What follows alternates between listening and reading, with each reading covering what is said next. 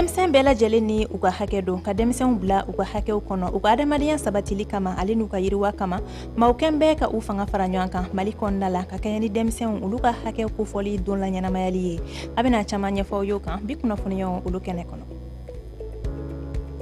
IEC jamana olu fana bɛ na farikolo ɲɛnajɛ ale ɲɔgɔn dan belebele dɔ bila sen kan ni juin kalo tile 21 ka taa bila tile 28 na Bamakɔ farikolo ɲɛnajɛ nasuguya 8 olu de na ye ni ɲɔgɔn dan in ale kɛnɛ kan ka bɔ IEC jamana 3 yɔrɔ.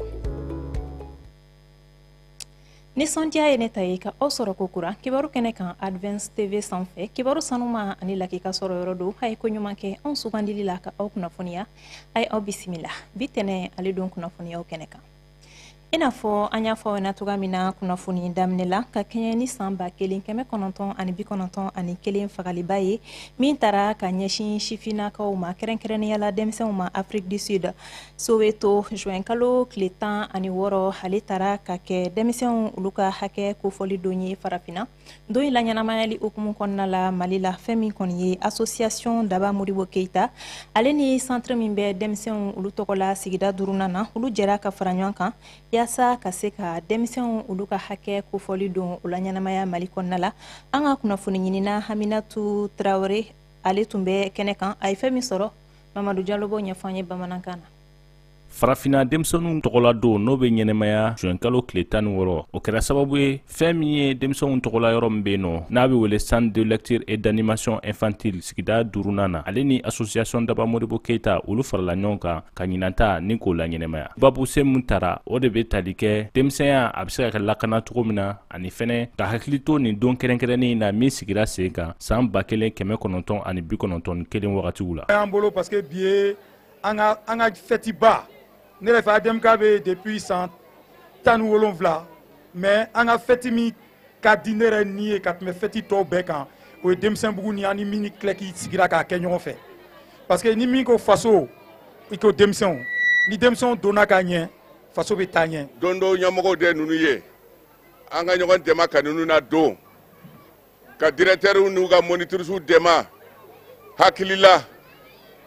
kɔlɔsili la. Nin nayɛlɛmayali seli in kɔnɔna la sigida 4nan ɲɛmaw u ma to kɔ u wulila ka na u jeniyɔrɔ fin k'a yira k'a fɔ nin don in kan ka kɛ walasa denmisɛnw bɛ se ka nisɔndiya sɔrɔ. N b'a yira monitrices la k'a yira kilɛki baarakɛla association Daba Modibo Keita la aw bɛ fɛn fɛn kɛ mɔgɔ o mɔgɔ y'a kɛ denmisɛnnin a tɛ ɲinɛ i kɔ wa musow fɛn fɛn bɛ yan aw si sara tɛ mairie bolo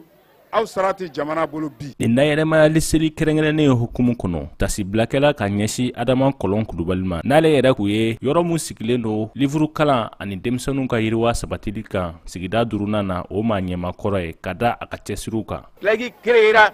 Alpha Umaru Konate fɛ ka tile ta k'a di Adama Kɔlɔn ma ko nin yɔrɔ in filɛ i janto a la an y'a dɔn i bɛ se ka ɲɛnabɔ commune bɛɛ kɔnɔna na kilɛki kelen-kelen de b'a bɛɛ lajɛlen kɔnɔ mais ala ni Adama Kɔlɔn ka cɛsiri bolo ale sera ka annexe créer ni commune 5 tɛ kilɛki 2 tɛ commune 6 kɔnɔ donc o ye Adama Kɔlɔn ka cɛsiri de. Nin ɲɛnajɛ in sen fɛ dɔnkilida fo ka taa se ɲɔgɔlɔnbaw ma o kɔni kɛra denmisɛnninw fɛ walasa k'a yira k'a fɔ denmisɛnninya a kan ka lakana don o don i n'a fɔ don kɛrɛnkɛrɛnnen mun sigilen don farafinna denmisɛnninw kama u ka laɲiniw b'a yira cogoya min na. O tɛmɛlen kɔ ka bɔ yen nɔ kunkan baara walima jɔyɔrɔ n'a bɛ fɔ ale ma nanzarakan na ko responsabilité ale ye fɛn ye fɛn min jɔyɔrɔ ka bon kosɛbɛ barisa ale bɛ adamaden u ka kɛta jira responsabilité ale de bɛ adamaden ale ka lamɔ jira a ka se ka caman fɛnɛ fɔ a ka maaya yɛrɛ o taabolo kan ka se ka caman faamu responsabilité ale jɔyɔrɔ kan Ibrahima Touré ale bɛ ɲɛfɔ k'an ye. Responsabilité n'o ye jɔyɔrɔ ye ale ye wale ye min bɛ tamasiri ni maa kɛli ye k'i jɔyɔrɔ minɛ fa o kɔrɔ b'a jira maa ka se k'i jɔ i ka waleya fitinin n'a kumaba kungo kɔrɔ ale ye fɛn min bɛ danaya ale ni bɛn ni keleya ko fɔ. Ka responsabilité ye ka i kɛrɛfɛ mɔgɔw ladon ka conseil d'u ma k'u bilasira ni mun man ɲi fana k'a f'u ye ko a kana taa nin sira fɛ nin man ɲi. A mana kɛ so a mana kɛ baara yɔrɔ i bɛ jɔyɔrɔ fɛn o fɛn la c'est à dire ani fɛn dɔ de ka kan c'est à dire fɛn dɔ de kalifalen b'i la. Kalifa dɔ de b'i bolo donc o kalifa nin c'est à dire i ka se k'o matarafa i ka se k'o minɛ ka ɲɛ maintenant ko mana bɔ a kɔnɔ i b'i jɔ i jɔyɔrɔ la. Responsabilité ale de b'a to a bɛ dɔn i ye maa sugu min ye k'a da i ka waleya i ka fɔta ale ni hakilinataw kan. Ni baara o baara dir'i ma i k'a ta sérieux o de ye responsabilité fɔlɔ ye. Mɔgɔ min seriyelen don en tout cas il y a 1000 chances que a tigi baara min bɛ d'a ma a ka se k'a réaliser. A kɛra du kɔnɔna ye o baarakɛyɔrɔ walima sigida ye o a ka kan maa k'i jɔyɔrɔ fa waati bɛɛ lajɛlen na. Responsable ye jumɛn fɔlɔ mɔgɔ min baara min dira ma a b'a kɛ fo ka tɛmɛ a kan fo k'a dafa. Donc a yɛrɛ nisɔndiyalen don baara in kɛli la fɛnɛ wa a b'a fɛnɛ k'a dɔn a ye baara in kɛ mɔgɔ minnu ye olu fɛnɛ nisɔndiyalen don donc obligation de résultat an b'a fɔ a ma ten. Maa ka ladamu a n'a ka kodɔn yala o bɛ se ka kɛ sababu ye i ka kɛ responsable ɲɛnama ye wa. Sariya bato baarayɔrɔ la o bɛ sens de responsabilité ba yira aussi k'a dɔn k'a fɔ ko nin baara in dira ma ça veut dire que confiance sugu dɔ de dira ma pour que n ka nin baara in kɛ a taabolo la donc le fait que o confiance in dira i ma mɔgɔ kan ka se k'a dɔn k'a fɔ ko il y a des comportements sugu dɔw bɛ yen man k'olu kɛ. Min ka gɛlɛn ka essayer k'i fori ka bɔ kow kɔrɔ ou bien ka essayer k'i fori ka bɔ mɔgɔw kɔrɔ ou bien ka ko kɛ i yɛrɛ hakilinata la i tɛ mɔgɔ lamɛn e de b'a bɛɛ dɔn. Je pense que o de bɛ sɔn ka na ni gɛlɛya. Mɔgɔ tɛ se ka kuma fɔ mais i bɛ waleya min kɛ o waleya ni i ka kumakan tɛ kelen a tɛ taa ni ɲɔgɔn ye ani fana k'i janto i yɛrɛ la bamananw b'a fɔ cogo min na ko janto i yɛrɛ la k'a kɔrɔ cogo kan pour que i ka se ka mɔgɔw cadrer i ka mɔgɔw encadrer a kɛra i ka denbaya ka taga baara wɛrɛ ye f'i k'i janto i yɛrɛ la fɔlɔ. Responsabilité ye jɔrɔnakoba ye an bɛ dumuni ko bi walasa k'an ka sigi jɔ ka ɲɛ a ka kan bɛɛ k'i jɔ i jɔyɔrɔ la o bɛ tɛmɛ ni kalan sira ladilikanw ani wale kɛrɛnkɛrɛnnenw kɛli an kelen kelen bɛɛ lajɛlen fɛ walima ni jamakulu. An bɛ taa ni kunnafoniya ye halisa k'aw ladɔnniya k'a fɔ ko tile 2 kɔnɔna la fɛn min ye Mali sinemanbɔlaw ye jamana faamaw ale ni maaba wɛrɛw olu jɛra ka fara ɲɔgɔn kan CICB ale kɔnɔna la ni ka tasibila kɛ film sɛbɛnna Sulemani Sise ye kɛnɛ kan waleɲumandɔn caman kɛra Bɔsolo ale ka baaraw kan Mali sinema ale yangaliko la Mori Ture ale tun bɛ kɛnɛ kan Advance TV tɔgɔ la a sera ka fɛn minnu sɔrɔ Lasanabo lase ma bamanankan na. Jabɔ yiriba Sulemani Sise ale min ye Mali tɔgɔ kɛ ka kɔbaw tigɛ ka babaw tigɛ tiɲɛ do ale fatura nga a ka mirinaw ko olu b'a la ka sankɔrɔta ali bi. Il fallait qu'on le fasse hommage. An tun kan ka tasibila kɛ ka ɲɛsi ba Sulemani ma i n'a fɔ ne tun b'a wele tɔgɔ min na bi a yɛrɛ tɛ yan na nga a ka baarakɛlen minnu bɛ yan nɔ olu bɛ nafaba lase an ma ne bɛ dugawu kɛ Ala ka ɲin'a la. Que Dieu t'accorde le paradis. Les professionnels porter ce hommage. Politiquement, seko ni dɔnko tigilamaw ka taa fara jabɔlaw ka olu ye tasibila kɛ ka ɲɛsin Sulemani Sise ma. Papa il a dédié toute sa vie au cinéma. Ne fa tun ka diɲɛnatigɛ tun bɛnnen don jabɔ ma. Hali a ka banni kɔfɛ a jɔyɔrɔ bɛ ka fɔ kosɛbɛ jabɔ ta sira fɛ. Ne bɛ k'a faamuya sisan ko sangaba de tun b'a la an ka diɲɛnatigɛ in kɔnɔ. A ka dɛmɛ caman sera sifinnakaw fɛnɛ ma. Il a toujours voulu nous voir grands, en tout cas cette nouvelle génération. Nin don kɛrɛnkɛrɛnlen sigira sen kan ka se ka tasibila kɛ ka ɲɛsin Sulemani Sise ma wa ko a kɛra sababu ye maa wɛrɛw ka se ka hakilinaw ta ka Sulemani Sise a ka wulikajɔw olu lase. Le cinéma c'est un art. Le cinéma c'est le 7e art. Jabɔ ni o ye hakilinaw ye mun bɛ kɛ sababu ye ka ɲɛtaga ko sigi sen kan o de tun ye Sulemani Sise a ka hakilinaw ye a ka wulikajɔ bɛɛ lajɛlen kɔnɔna na. Sulemani Sise a kɔni ye nin baara in kɛ ka se yɔrɔ la maaw yɛrɛ kamana gannen don yala maa wɛrɛ bɛna se ka baara in kɛ ka se o yɔrɔ la wa. Sulemani Sise a ye baaraba mun sigi sen kan laɲini ye o ka se ka to senna kuda ye. Pour qu'il perdure, il faut laisser le cinéma. Nin baara mun sigira sen kan juin kalo tile 13 ka bila a tile 14 na olu tun dabɔra de ka se ka tasibila kɛ ka ɲɛsin Sulemani Sise ma. O tɛmɛlen kɔ ka bɔ yen nɔ kunnafoni di kɛnɛ dɔ sigira sɔgɔmada in na farikolo ɲɛnajɛ ale minisiri fɛ Abdul Kasim Ibrahima Fɔnba kɛnɛ kan ɲɛfɔ kɛra maaw ye k'a fɔ ko fɛn min kɔni ye AES jamana 3 ye k'olu bɛna farikolo ɲɛnajɛ ale ɲɔgɔndan belebele dɔ waleya Bamakɔ juin kalo tile 21 ka taa bila a tile 28 na fɛn min kɔni ye ni farikolo ɲɛnajɛ kofɔli ninnu ye ko discipline 8 k'olu de na yira jama la ka bɔ AES jamana 3 olu yɔrɔ la Mamadu Jalo ale tun bɛ kɛnɛ kan. an ka minisiriso min sigilen do sifinakaw ani farikolo ɲɛnajɛ koɲɛw kan ale ye kunnafonidilaw wele bi ka laseliku ye min be tali kɛ farikolo ɲɛnajɛba min bolodalen do AES jamanaw kɔnɔna la walasa bɛn ani kelenya k'olu sinsin ani fɛnɛ ka balimaya ni sinjiya fɔɔ ka taa se hadamadenya siraw ma ni k'o don AES jamana sifinakaw olu ni ɲɔgɔn cɛ. Donc a laɲinina an fɛ an k'a lajɛ farikolo ɲɛnajɛ sira fɛ an bɛ se ka an ka farikolo ɲɛnajɛ mɔgɔw fara ɲɔgɔn kan ka se ka activitéw kɛ walasa u bɛ se mun b'u ye u bɛ se baara mun na u bɛ se k'o baara yira cogo min na. Donc o hokumu kɔnɔna la an ka ministère saba minnu bɛ yen nɔ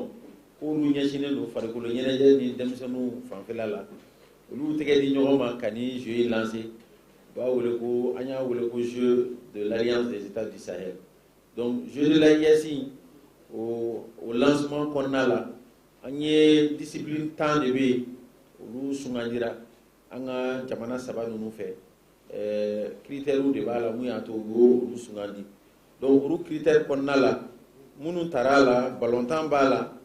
U17 lutte traditionnelle o b'a la bras de fer sportif b'a la tir à l'arc o b'a la tir sportif o b'a la arts martiaux b'a la judo karaté kung fu wushu taekwondo ani athlétisme. Donc stade saba bɛ yen olu stade de jateminɛna walasa baara in bɛ se ka kɛ yen nɔ. maa ba mugan bɔɲɔgɔnko olu le kɔnɔlen do an ka jamana faba kɔnɔna la ka na ni farikolo ɲɛnajɛba in ni k'a laɲɛnɛmaya. Donc a ɲininen do aw yɛrɛ bɛɛ lajɛlen fɛ a ka na an dɛmɛ o baara la an k'an tɛgɛ di ɲɔgɔn ma walasa lancement in ka se ka kɛ ka ɲɛ. Lancement in kɔnɔna la lancement in bɛna kɛ jamana saba ninnu bɛɛ lajɛlen kɔnɔna la en même temps parce que ka télévision nationale u saba bɛɛ bɛna connecté an ka yan télévision nationale la walasa diffusion in ka kɛ en direct baara fɛn fɛn bɛ kɛ an bolo yan nɔ jamana tɔw fɛnɛ ka se ka o baara in jateminɛ k'o dɔn. Daba Moribo Keita fo ka taa se Iron Debi ani Abdularazak Isufu Alfaga n'ale ye Nigerika ye olu kɔni bɛna kɛ bilasiralibaga ye sifinakaw yɔrɔ ni farikolo ɲɛnajɛ in ale kɛnɛ kan. Maro k'a ye caman faamuya ni farikolo ɲɛnajɛ ale ɲɔgɔn danba in hukumu kɔnɔna la n'a bɛ fɔ ale ma ko jeu AES min yɛrɛ kun kan fɛn min ye discipline 10 ye k'olu de na ɲɔgɔn sɔrɔ a kɔnɔna la ka bɔ AES jamanaw olu yɔrɔ la. O tɛmɛlen kɔ ka bɔ yen nɔ hali bi farikolo ɲɛnajɛ ale kun kan championnat national Ligue 1 Pro Orange ale tile 26nan baaraw hukumu kɔnɔna la fɛn min ye USFAS ale ni AES polisi ye ko olu kun karilen bɛ ɲɔgɔn na a ye k'a fɔ USFAS ma o k'olu de sebaya sɔrɔ AES polisi kan ni bikuru 5 ye Kajatu Bagayogo ale tun bɛ kɛnɛ kan. An ka bɔ n'o ka kɛnɛ n'o championnat national Ligue 1 Pro Orange sa beaucoup laban dolantan n'o 26e journée sa USFAS ale na AES polisi olu kun kɔdalen ɲɔgɔn na yen dolantan in tagala i b'a ye k'a fɔ k'a bɛ jija ka kɔrɔ ka d'a kan fadenya bɛ finitigilaka fila ni ɲɔgɔn cɛ nka Zeyn Tala an b'a ye k'a fɔ USFAS de ka laɲini kun ka bon ka d'a kan olu kun bɛ jɔyɔrɔ saba ko kɛlɛ la n'o kun b'u ni 11 créateurs de ɲarela ni ɲɔgɔn cɛ dolantan bɛ daminɛ USFAS jontogo bɛ ɲɛ u bɛ cɛli fɔlɔ sɔrɔ ka don sanga filanan kuma Abubakar Beng fɛ sanga 14nan kuma cɛli filanan bɛna sɔrɔ ka don Kifa Tangara fɛ a tɔ bɛ nɔgɔya USFAS bolo u bɛna taa cɛli sabanan sɔrɔ ka don sanga 18nan kuma Zumana Kulubali fɛ ɲɔgɔn sɔrɔ kɛra saba ni kalankolo ye an bɛ taa sɛngɛlafiya bolo n'o jaabi tago filanan baaraw daminɛ cɛlu saba b'u bolo o la USFAS b'i sen jigin AES polisi bɛ wuli ka jɔ kɛ ka dabɔ cɛlu la sanga 79nan kuma Lamine Bengali fɛ o de bɛ kɛ ngɔyɛn dɔ sen fɛ dolantan kɛlen saba ni kelen USFAS bɛ wuli ka jɔ kɛ Kokura ka taa cɛlu 4nan sɔrɔ ka don Zumana Kulubali fɛ o baaraw tɛmɛnen kɔ halisa USFAS de bɛ wuli ka jɔ kɛ Kokura tuguni Sheikh Abdul Aziz Konare n'a de kɛra maa ye mun jɔyɔrɔ bonyana kosɛbɛ nin wano ka kɛnɛ kɔnɔna ɲinɛ fana bɛna taa USFAS ka cɛlu 5nan sɔrɔ ka don polisi bɛna cɛlu 1 sɔrɔ ka fara a ta kan ɲɔgɔn sɔrɔ bɛ kuncɛ n'o 5 ani 7 ka taa USFAS kanu na. Bon bala fo ka barkada parce que an y'a daminɛ phase retour la vraiment on a 7 victoires ɲɔgɔn na kɛ à peu près match nul kelen donc je pense que sur 13 journées o tɛ bilan négatif ye quoi. Depuis fin daminɛ n ka interview la n b'a fɔ kuma bɛɛ ko ambition b'an na o tun ye championnat ani coupe du Mali ou bien ka kɛ deuxième ye bon o bɛɛ kɛlen an y'a ɲini pour que an ka les 3 premiers kɔnɔna la donc nisɔndiyaba de bɛ na bi. Nin jaabi bɛ kɛ sababu ye ka USFAS kɛ k'a jɔyɔrɔ ɲɛ ka nin wanaw ka kɛnɛ kofɔlen in ta ko fɔlɔ n'o ye championnat national Ligue 1 Pro Orange ye ka jɔyɔrɔ sabanan sɔrɔ o hukumu kɔnɔna na o la an ka kunnafoniya sɔrɔlu y'a jira k'a fɔ ko nin kɔni bɛna kɛ laban ye an ka AES polisi ni USFAS ka ɲɔgɔn sɔrɔ wanaw ka kɛnɛ kan ka d'a kan don n'a nataw la nin tɔn filanan fara ɲɔgɔn kan ka kɛ dolantanjɛkulu kelen. Kunnafoni kuncɛ la bi su in n'a kɔ kan kunnafoniyaw olu farala ɲɔgɔn kan Aisha Kida fɛ a kumakan o bɛna lase an ma Lasana Kone fɛ. République démocratique du Congo ole wasadenw ko olu ye danganiya ta ka kɛɲɛ ni dimanche ye juin kalo tile 15 ka yamaruya di kiiritigilamaw ma u ka nɔminɛ ta ka ɲɛsin Constant Mutamba ale ka ale min ye Congo RD a ministre de la justice ye maa kofɔlɔ in nɔminɛlen do ka tali kɛ musaka dɔ la min kun ɲɛsinen do kasobon jɔli ma ko tanamako dɔw kɛra o musaka tɛmɛsiraw la ni o ye détournement ye. Cameroun jamana ka kalafili waatiw bolodalen kɔ ka kɛɲɛ ni octobre kalo nata ye fasodenw ko olu kɔni dusuma kasalen do ka sababu kɛ gouvernement ale ye gafe sira min bila bɔlɔlɔ sira fɛ ni o ye elecam.cm ye ko ale kɔni t'a la ka se ka dayɛlɛ maaw fɛ yaasa maaw ka se k'u ka tɔgɔ sɛbɛnw olu sɛgɛsɛgɛliw ani jateminɛw kɛ. Israel ale ni Iran olu sɛbɛkɔrɔfɔlen do ɲɔgɔn kɔ ni waati na o kama min ye terrain ye ko olu yɛrɛ ye mugujugu caman keru. Israel ale jamana ka mun kɛra sababu ye maa 5 bɔnɛna o ni na ale ni yɔrɔ caman olu tiɲɛna. K'aw ladɔnniya k'a fɔ ko Iran a ka nin wulikajɔ in ko ale dabɔra de ka jaabi kɛrɛnkɛrɛnlen di Israel ma. Israel ye wale mun ta ka ɲɛsin Iran jamana yɛrɛ ma. Ameriki ale marabajɛkulu ko olu ye ŋaniyaw ta ŋaniya mun kɔnɔna na u ye hakilinaw ɲɛsin jamana 25 a bɛɛ lajɛlen ye faransifin jamanaw ye ka jateminɛw kɛ ko olu kɔni ye jamanaw ye mun denw kɔni tɛna bisimila minɛ l'Ameriki jamana ka tile 60 tɛmɛlen kɔfɛ damada laɲini mun kɛlen do lakana kɔni sira kan ni o pereperelatigɛw ma di. An sera ka fɛn minnu sɔrɔ ka jira aw la bi kunnafoni na sira la o de nin ye aw ni ce aw ka danaya la Ala ka Mali lakana.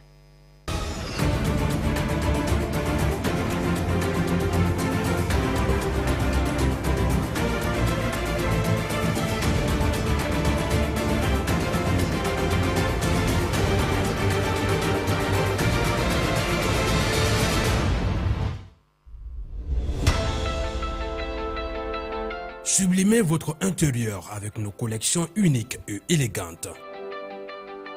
Chez Ibi Home, nous transformons vos espaces en véritables havres de confort et de convivialité. Découvrez notre collection exceptionnelle de meubles pensés pour chaque moment de votre vie. Des tables à manger conviviales, idéales pour rassembler famille et amis au salon haut de gamme, alliant élégance et confort, sans oublier nos chambres à coucher de qualité avec matelas offerts pour un repos parfait.